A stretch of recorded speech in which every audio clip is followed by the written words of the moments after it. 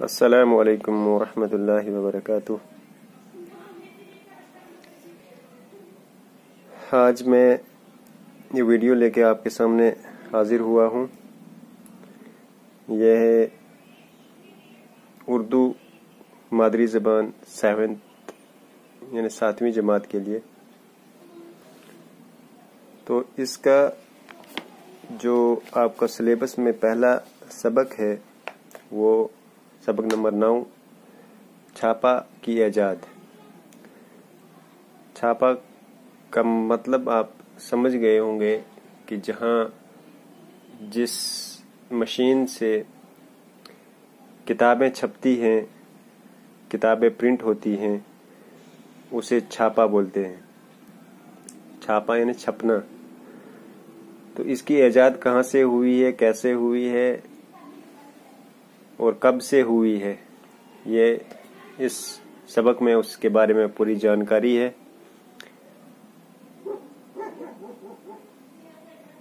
تو میں یہ آپ سے گزارش کرتا ہوں، آپ تمام بچوں سے، کہ آپ اس سبق کو پڑھیں، بلند آواز سے پڑھیں، باریک بین سے پڑھیں۔ جہاں سمجھ میں نہیں آئے وہ آپ مجھے پوچھ سکتے ہیں۔ جو بھی لفظ آپ کو مشکل لگ رہا ہو وہ آپ مجھے بتا سکتے ہیں کہ یہاں ہمیں یہ پڑھنے نہیں آ رہا ہے۔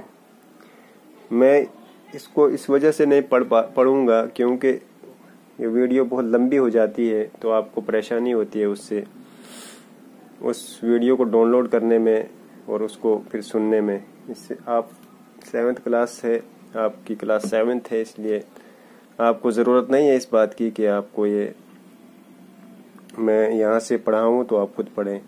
تو آپ خود پڑھ سکتے ہیں اس کو۔ میں سیدھا اس کی مشق پہ آؤں گا۔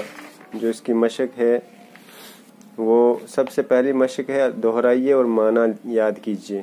یعنی یہ اس لیسن کے، اس سبق کے معنی ہیں، الفاظ معنی، جو مشکل الفاظ ہیں اس کے معنی بتائے گئے ہیں، وہ آپ اپنی کاپی پر لکھیں اور پھر وہ مجھے آپ اس کا ہوم ورک بھیج سکتے ہیں چیک کرنے کے لیے۔ سب سے پہلے آپ یہ الفاظ معنی لکھیں گے اپنی کاپی پر، اس کے بعد یہ جو سوالات ہیں نیچے جواب دیجئے۔ ان میں سب سے پہلا سوال ہے، پرانے زمانے میں جب لوگ لکھنا پڑھنا نہیں جانتے تھے تو علم کو کیسے محفوظ رکھا گیا؟ تو اس کا جواب ہے، پرانے زمانے میں جب لوگ لکھنا پڑھنا نہیں جانتے تھے تو علم کو حافظہ کی مدد سے محفوظ کر لیتے تھے۔ حافظہ یعنی زبانی یاد کر لینا، اس کو حفظ کر لینا سے کی مراد ہے، حفظ کر لینا۔ اب سوال نمبر 2 ہے، اس زمانے میں معلومات کو دوسروں تک پہنچانے کا کیا ذریعہ تھا؟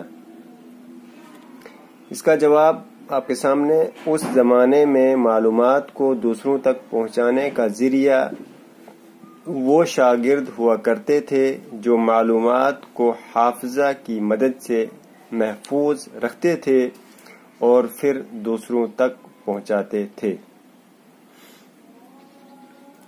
سوال نمبر 3، اس زمانہ میں لوگ علم کی پیاس کیسے بجھاتے تھے؟ اس کا جواب، اس زمانے میں لوگ علم کی پیاس بجھانے کے لیے کوسوں میل چل کر خدمت میں رہتے اور سالہ سال ان کے قدموں میں رہ کر علم حاصل کرتے تھے۔ سوال نمبر 4، جب چھاپا خانہ نہیں تھا تو کتابیں کیسے لکھی جاتی تھی؟ اس کا جواب، جب چھاپا خانہ نہیں تھا تو کتابیں لوگ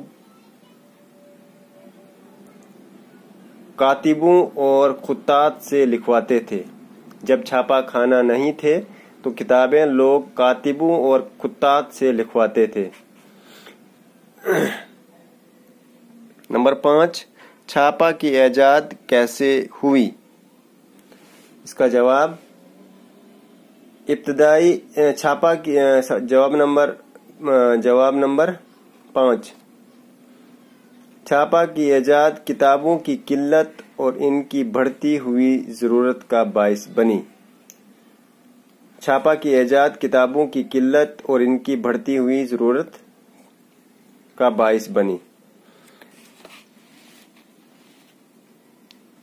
सवाल नंबर 6, इब्तदाई जमाना में छपाई किस चीज से की जाती थी?